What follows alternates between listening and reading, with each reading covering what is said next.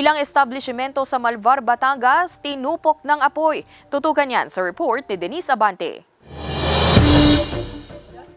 Naglalagablab na apoy ang bumulabog sa mga residente ng Barangay Bulihan, Malvar, Batangas pasado alas 10 ng gabi noong linggo nang masunog ang isang hilera ng mga establishmento sa gilid ng kalsadang sakop ng nasabing barangay. Ayon sa Malvar BFP, nasa 13 establishmento ang tinupok ng apoy, kabilang na ang ilang kantina, bakery, ihawan, ukayan at gotohan. Mabilis daw ang pagkalat ng apoy dahil gawa sa light materials ang mga establishmento. Based po kasi dun sa mga tao na nandun, 8 o'clock po kasi ng gabi ay sarado na po yung mga stall doon. Kaya wala na rin po talagang tao.